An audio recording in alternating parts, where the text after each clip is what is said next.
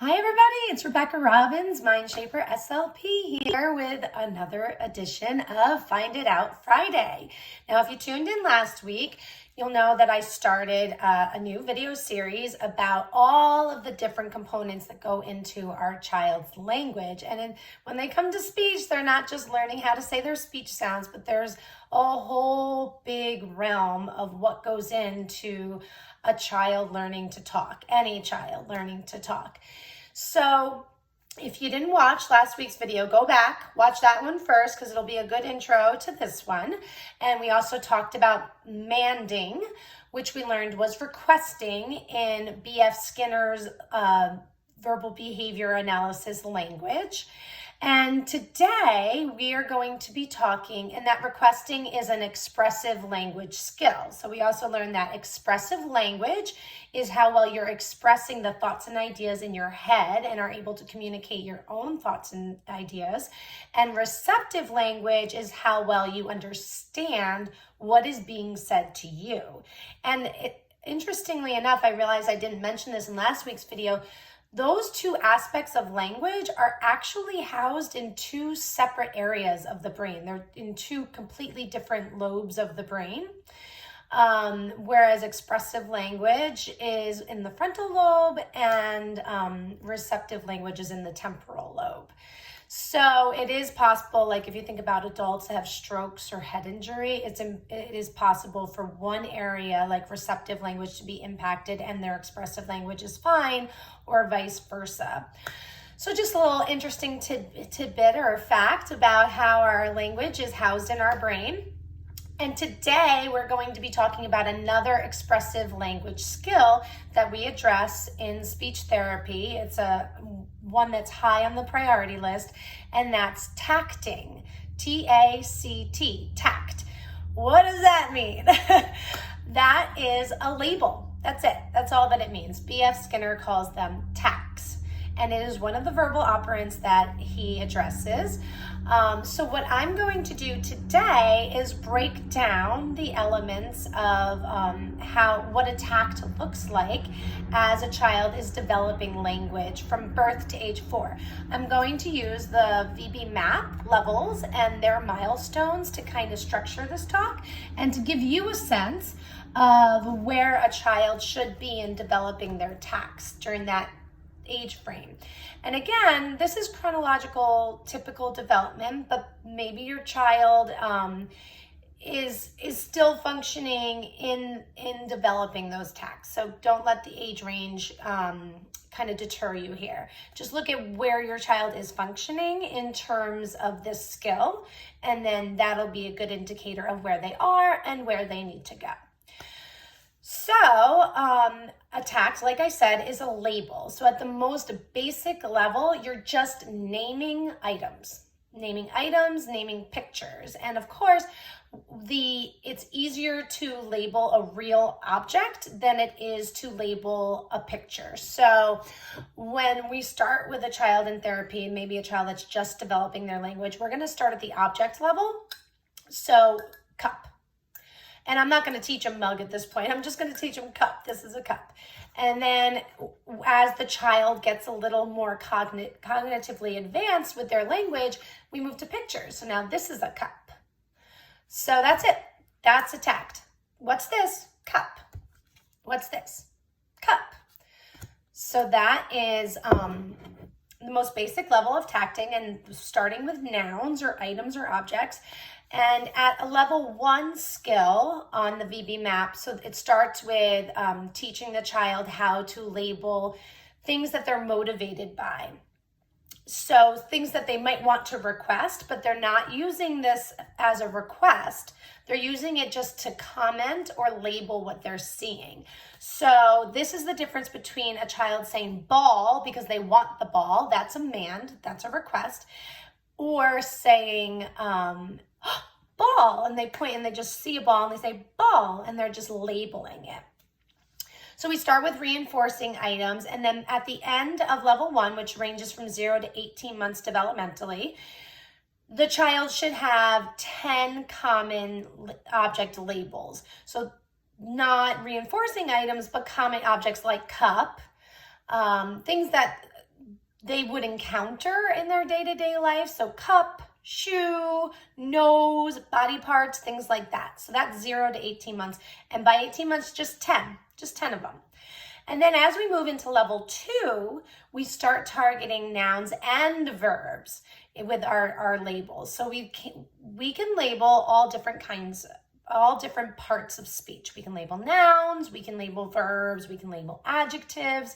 So level 2, we're really working on expanding the ability to label different nouns and the complexity of nouns, and also adding in labeling actions.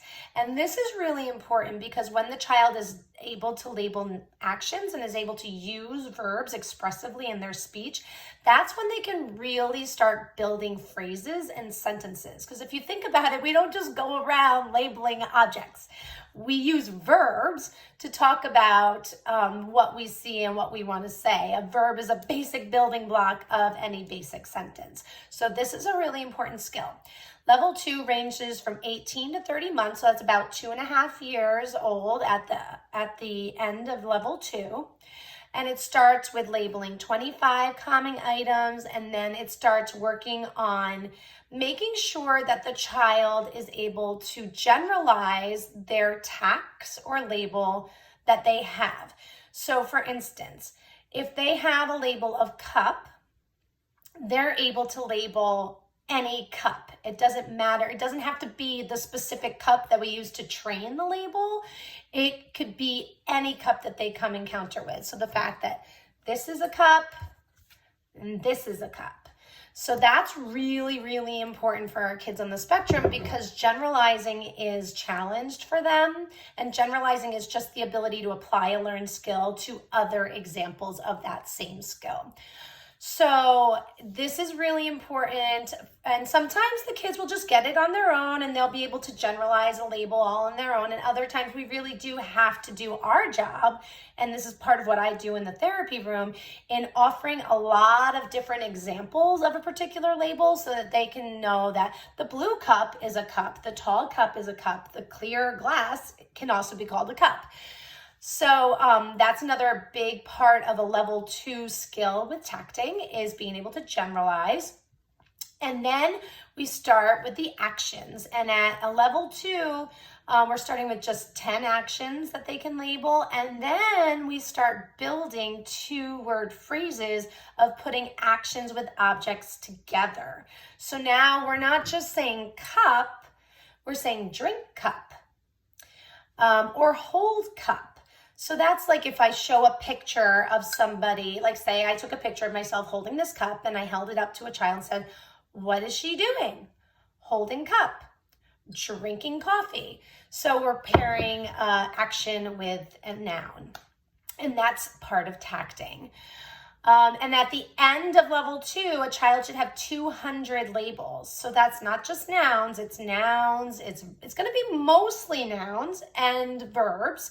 So I would say probably like 75, 25 nouns, verbs. But don't like hold me to court on that percentage.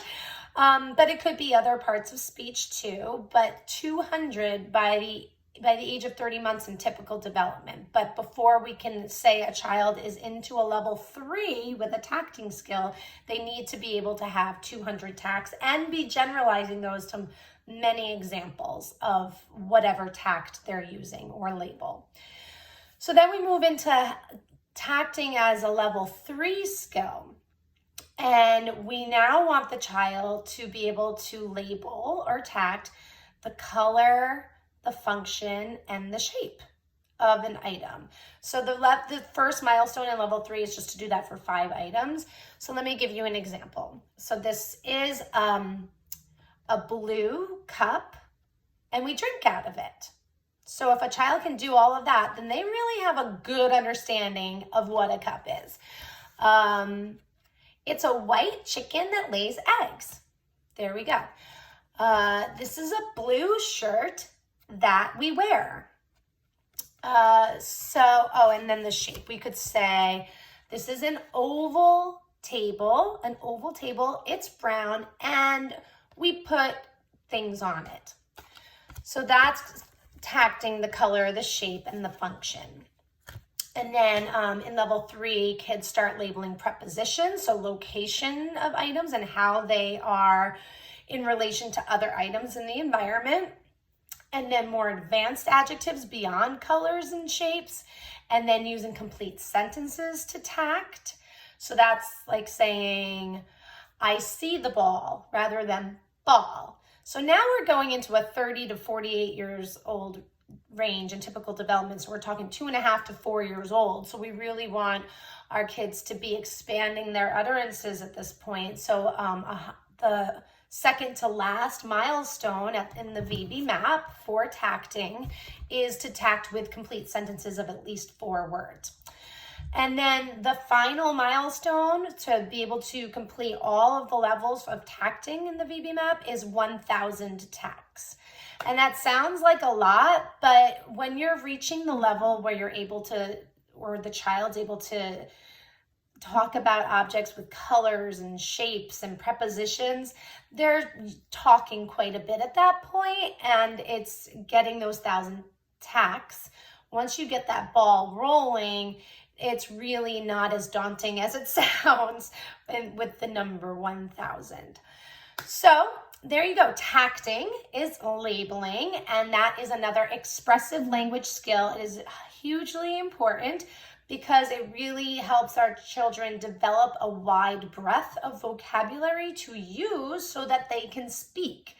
If a child doesn't know how to label an item in their environment, how can they talk about that item? So it is very, very important, and it's something that we certainly target highly in the speech therapy room. So it's definitely something to look at in your child's own language. I hope you found this helpful. Comment below with any questions, and please share this video, like me on all my social media platforms. And thank you so much for joining me for another Find It Out Friday. Take care. Bye.